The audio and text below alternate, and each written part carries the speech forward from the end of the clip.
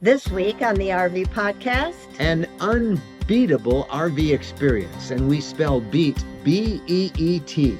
We're talking about RVers who work camp the sugar beet harvest. We'll explain all in the RV conversation of the week. And Brinkley RV is continuing to set the pace in the RV industry. This time with an all-new luxury ultralight travel trailer that can be towed by a large SUV. A major RV manufacturer has shut down its 2 California plants because it's just too expensive to do business there. All this, plus the social media buzz and your questions, coming up in episode 520 of the RV podcast.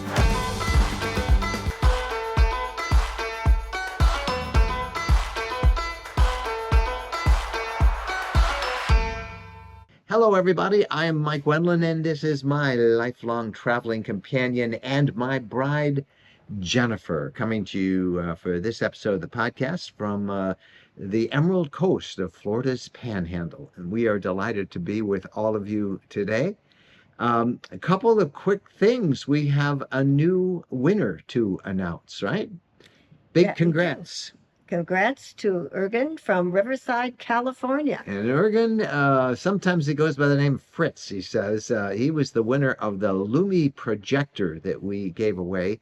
Very cool projector, and you're going to love it. It's great for plug it in to your RV and then using outdoor movies.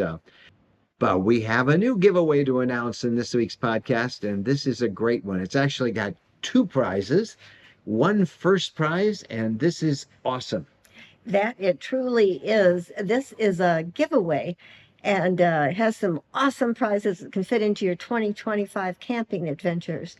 So here we go. The first prize. First prize, a winner will receive a 1-month RV pull-through stay at Zion, Utah Jellystone Park. This is a spectacular park not too far from Zion National Park.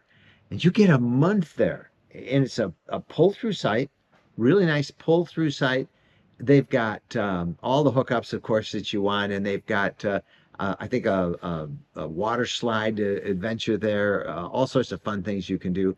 You get a month. So the beauty of that is you're in Utah, and there's 5 national parks in Utah, and they're all drivable. And from this park near Zion, you could reach all of them and just have a spectacular month's vacation there at the Zion, Utah Jellystone Park.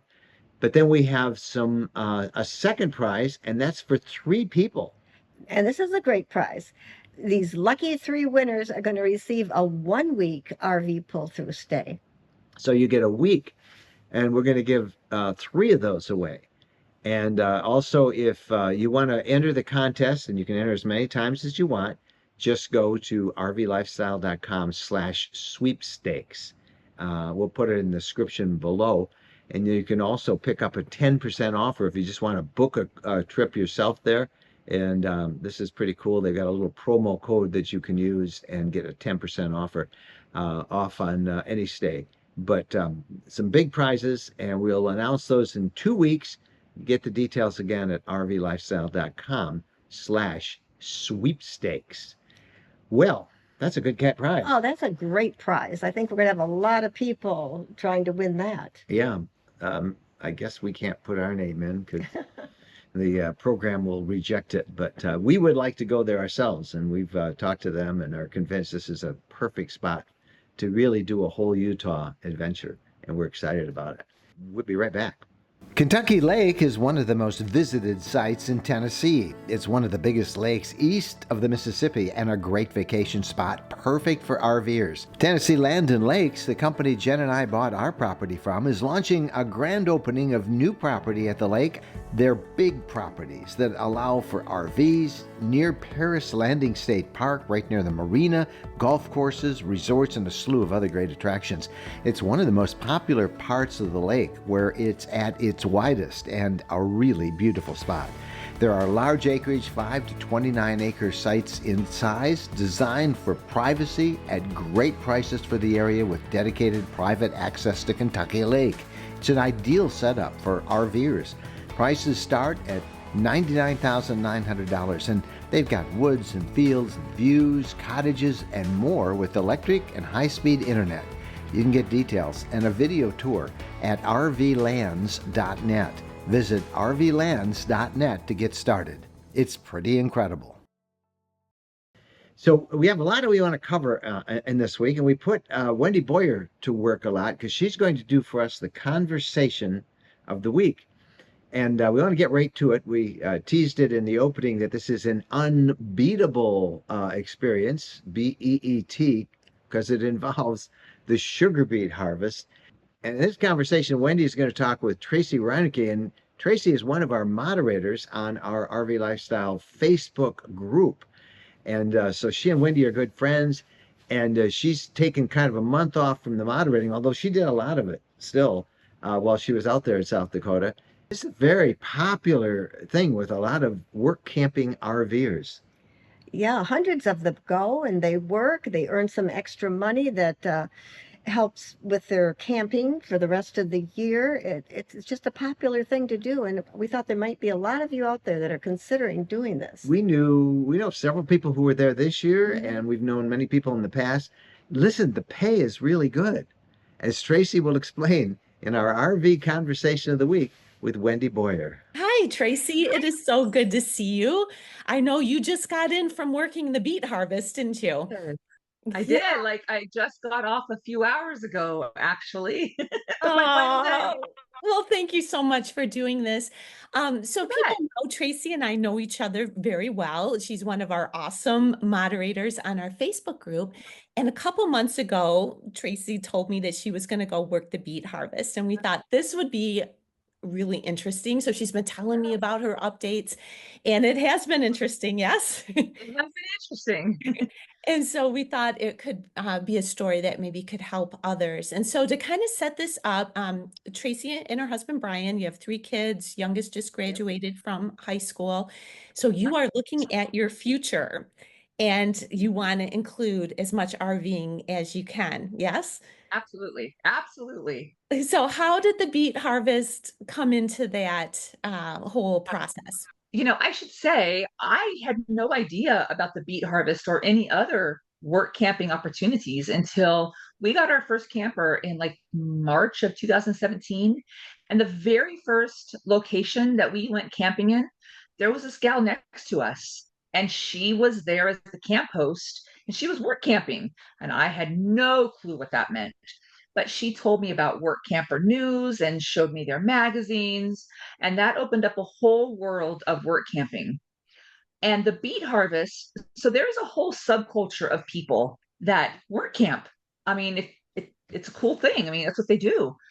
But the beet harvest is kind of what you might consider the quintessential work camping opportunity. If you can do the beet harvest, anybody's going to hire you because you are committed and you can do any of the work camping opportunities that exist. So can you tell us what is the beet harvest? It's harvesting beets, right? Yeah, we're harvesting, actually it's sugar beets, not like pickle beets or whatever, but it's a sugar beet. So when you go to the store and buy a 5-pound bag of sugar, almost all of that's going to come from sugar beets. And most of that grows in the Red River Valley up in the North Dakota, Minnesota border. It also does happen in Michigan, Montana, and also a bit in Idaho. But the majority of it is happening up in the Red River Valley. And sugar beets are a crop that the growers are growing. And October is when they're harvested. It's that little slice of perfect weather between not too hot, not too cool. Beets like about 55 degrees during the day to be harvested. And they hire work campers to come up, and you work 12-hour shifts, and you are part of the crew that is receiving the sugar beets from the farmers, from the trucks. They bring their trucks in, and you are helping to offload them and get them ready for processing. And so they hire a lot of RVers? Oh, yes. So there's really 2 different types of populations that they're hiring. They're hiring local people, and they're hiring work campers. Work campers are really the ones who are dedicated and are committed because they are coming for a purpose. They are the people that they like to hire. They can be counted on. We're committed. We're here for a reason. And they really do love to hire work campers. And so how much can a work camper make on this job? Sure, let's talk about that. You can make $4,200 in about 15 working days. Now, I have been here for almost 3 weeks. It is about $4,000. Um, it's really kind of crazy. You know, you work 12-hour days, so you're paid a great salary for the first 8 hours, and then you're paid time and a half the second 4 hours. Saturdays is all time and a half. Sundays is all double time. And I've had 2 Sundays during this work camping experience. So it's really kind of crazy. But a lot of people, a lot of work campers come up here because it helps them kind of bridge the gap between how much money they have saved, how much money they want to spend. And so, you know, if a couple comes up here, they can make $8,000 in 3 weeks. And let's not forget That's our campsites are paid for, so we're not paying to stay here. We're being supplied full hookup sites from the moment you get here until 48 hours after you're finished. So I finished today. I will leave in a couple days, and my sites are paid until I leave. so you stay at a campground, you work, and you can earn that's some pretty impressive amount of money. I mean, the couple earning 8,000 some dollars for 3 weeks of work. Wow, you can do a lot of camping on that. Yeah, for sure. It is the highest paying, excuse me, the highest paying work camping job that's out there. It absolutely is. People come back over and over and over again because it's such a lucrative work camping job. It really is. So is it high physical labor? What exactly are you doing as these farmers drop off these beets? Sure. It isn't hard. Let's just say it isn't hard work. Um, you are standing for 12 hours. There's lots of breaks. They definitely take care of you. You have lots of breaks, but you're outside in the elements. I'm not going to sugarcoat it. You're outside on concrete in the elements. That's hard and long Yeah. hours. Yeah. And I work nights, by the way. So that was a whole other challenge. But the work isn't hard. The trucks come in, you're just guiding them in. We take samples, which we ask them if they have a sample ticket. And if they have a sample ticket, the truck driver hands it to us. And there's a machine that we just push a button, and the auger goes in and takes a sample, and then drops the sample in. And then we bag that up and send that to quality control. And when that's done, we just simply guide them back a little bit, and we give them, it's called giving their dirt back, because when they come in from the field, we're washing off the dirt from the sugar beets. So the sugar beets get piled up, and we have a beam, a ramp, that's a good word, that just drops their dirt back into their truck Mm, over and over and over. So it isn't difficult. It's not hard. okay. Okay. But it sounds like you said you work nights. So what hours have you been working? Sure. So it is 8 to 8. So Mm, it's 8 to 8, whether it's 8 a.m. or p.m. I was 8 p.m. You get there at 7:45 to relieve the day shift. So you okay. work 7:45 to 8. The day shift comes in at 7:45, and they work till 8. But and I work 13 days. You work an average of 10 to 15 days, Okay. but it starts October 1st. As we're recording this, it's October 17th, I think. Yeah. You'll have to forgive me. The days begin to run together when you've done that. You're doing good. But we had several days of what they call stay pay. It was too warm, so we weren't in the fields. The yards were closed. So when you stay home and you're not called into work, you're given 4 hours of stay pay. So even when you're not working, you're still paid to stay here and wait for the Great. next time you go. Yeah, It that's is a great. great. It And is, and I'm sorry. Are you living in a campground during this whole time? we are. We are actually, as I sit here today, I am in East Grand Forks, Minnesota, right across the river from Grand Forks, North Dakota, in the Red River Valley. And if anybody can remember, there was that great big flood in 1997 that the Red River Valley flooded. And where I'm at is called the Red River Recreation Area. Uh-huh. And it used to be a neighborhood that flooded. And when it flooded, they relocated the neighborhood, and this is now a campground. So our campground is on the streets that the neighborhood used to be. And I Nice. am surrounded by other work campers, and the sense of community that we have here in the campground is amazing. It's really been wonderful. I've really enjoyed it. I think I would really like that part too, along with the money. That's pretty good money. So how many work campers are there with you in the campground? Like roughly Oh, couple a dozen hundred, or? a hundred. There might be Oh, 50 wow. campers. Oh, yeah, yeah, it's a whole 150. community here. Oh yeah, 50 campers here. There's some singles and there's some couples, but there's probably 100 of us here. Now, we're going to a couple different yards. Some of us are Okay. going to Crookston Yard. Some of us are going to East Grand Forks. Some of us are days. Some of us are nights. So we don't always see each other. But on our off days, we have a chance to interact. Or when we first got here, we had a chance to interact. And I'm going home with lots of people's phone numbers and texts, and we've shared contacts. And I was asked to come back next year. So that's Woohoo. always really, yeah. Yeah, that's Yeah. Should mention is, you know, I was the average age. This is not, there were definitely young people there, but hmm I, I'm somebody who's just on the cusp of retiring. Are we going to work a little bit more? Are we going to retire? And there's quite a lot of work campers that are my age, men and women.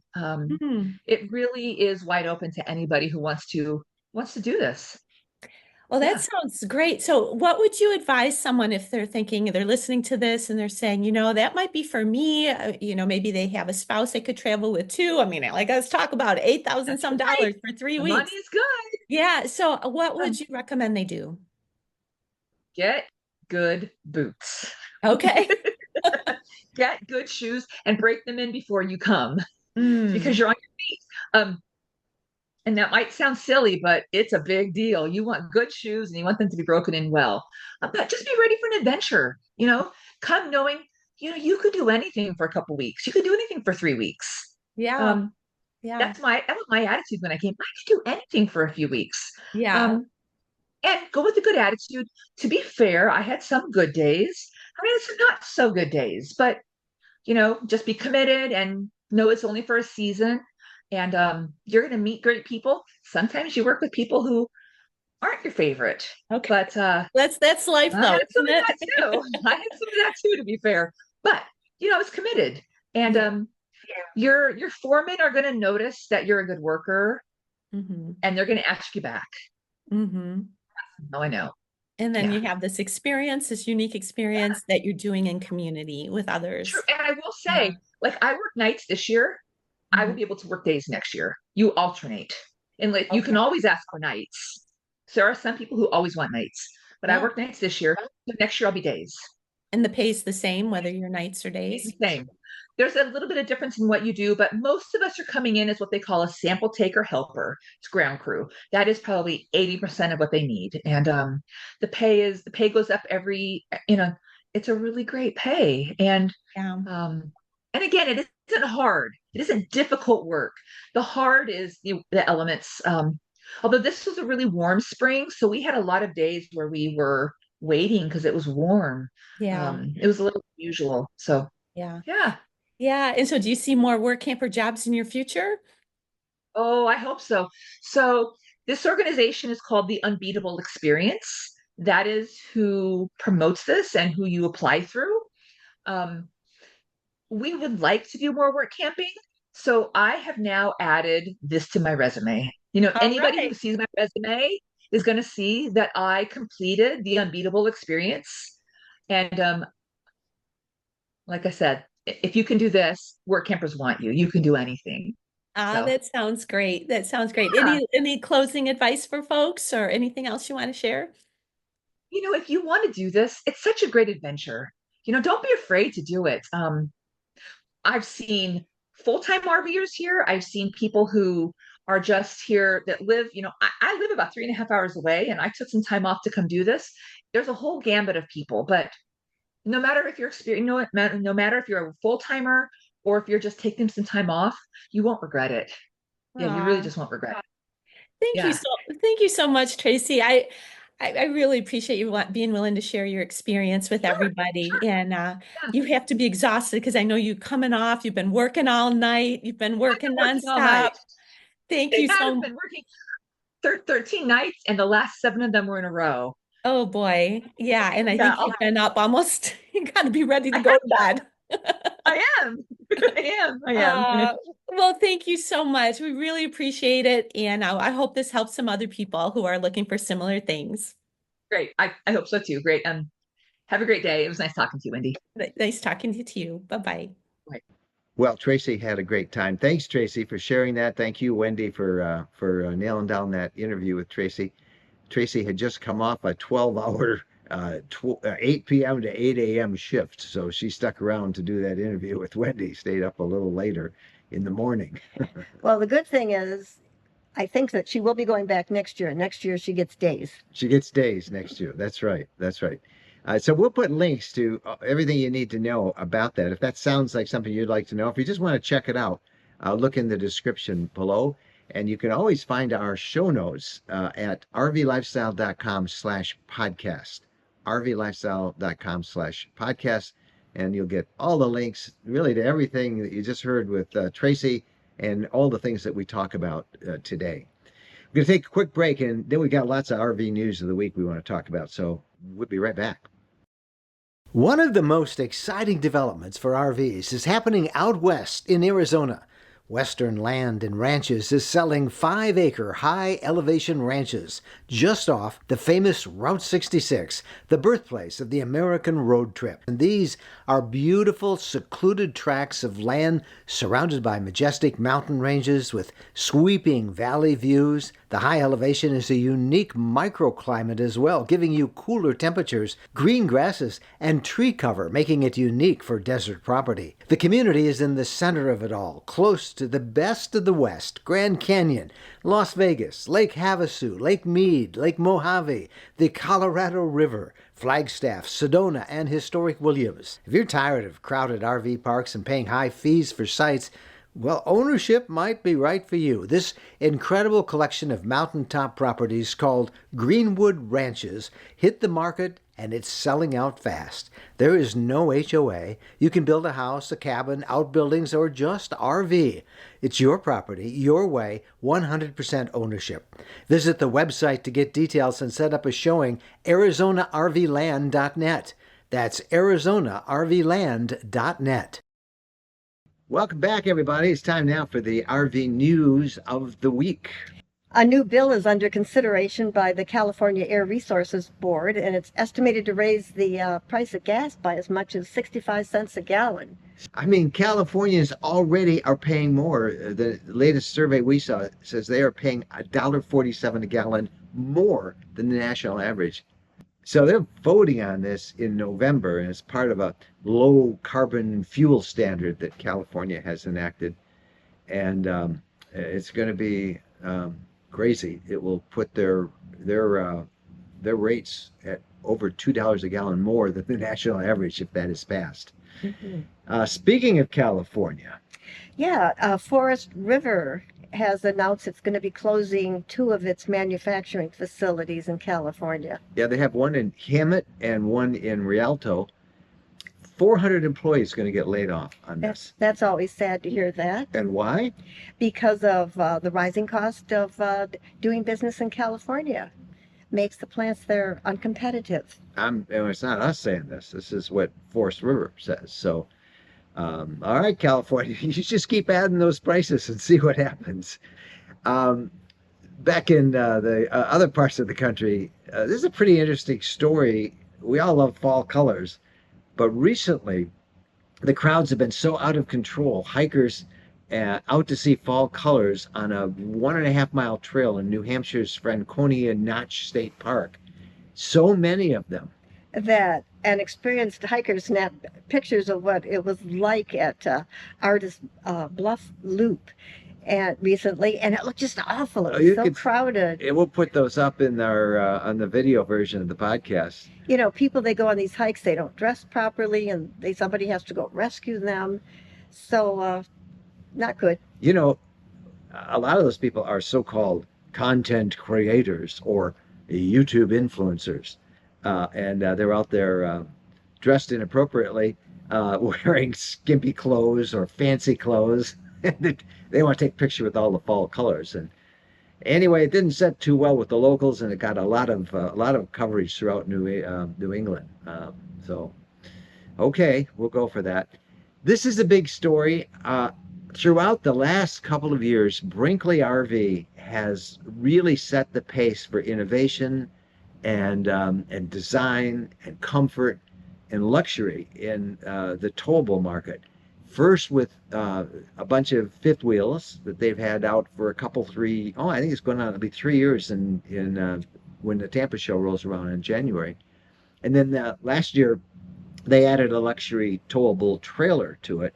Well, now they have another one, the Model I. And it's lightweight. People have been requesting this for years. They've been working on it. It's a prototype of an impressive looking model, and is available for view online and in a couple of RV shows right now. And the estimated delivery will be March 2025. It's a really cool thing, and we will show some company video of this Model I. But one of the more innovative things that they did is to get more storage for a wardrobe.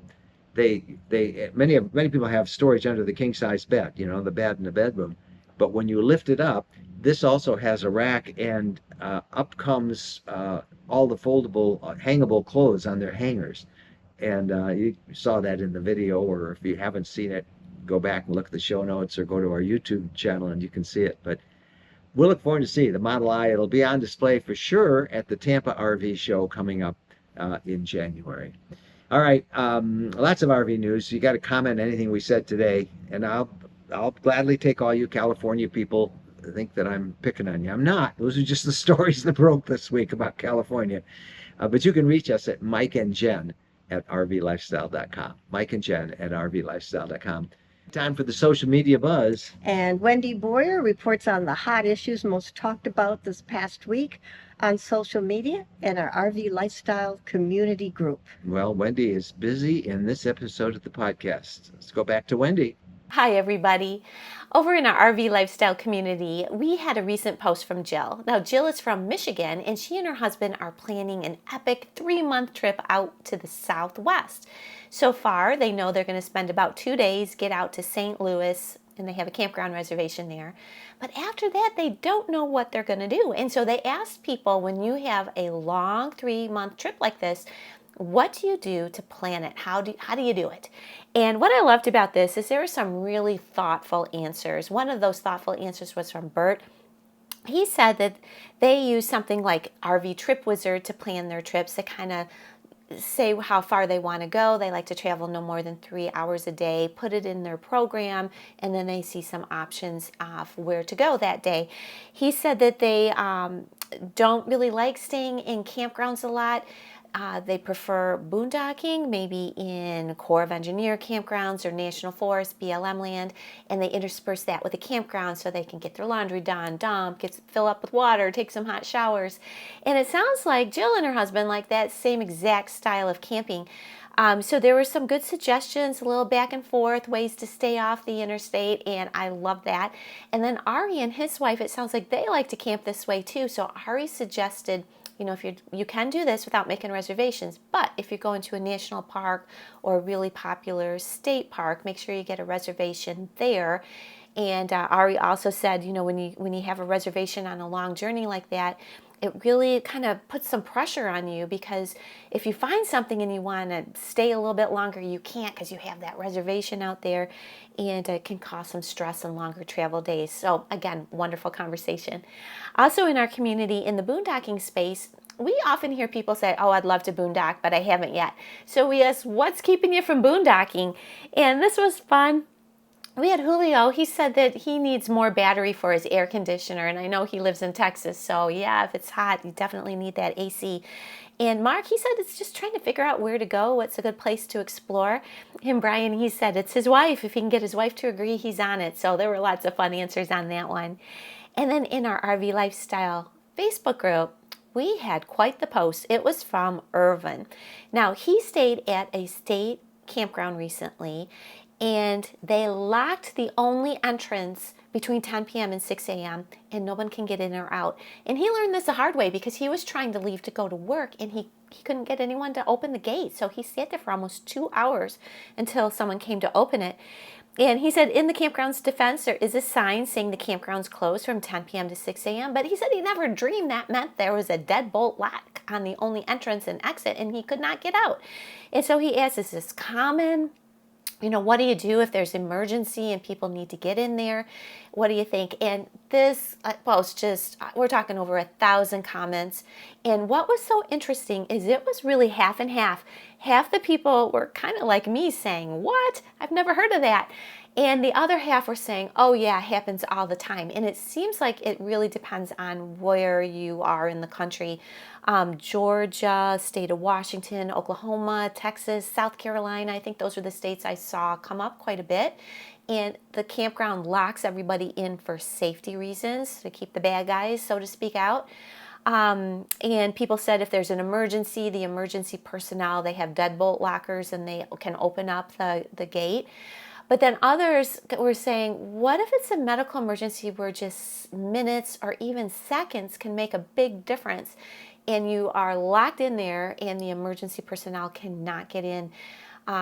So interesting conversation, and maybe this is something to ask about when you're making a reservation. Find out if you get locked in and if you can get out, and then don't stay in campgrounds where you can't. But again, that was all in our Facebook group.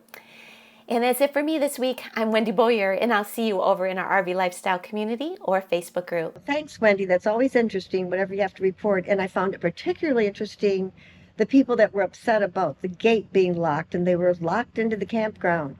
And we have experienced that, where the gates were locked. And I thought, they can't possibly lock the gates, because what if you need to get out? What if an emergency vehicle needs to get in? Well, there's almost always an exit with the motion-activated gate.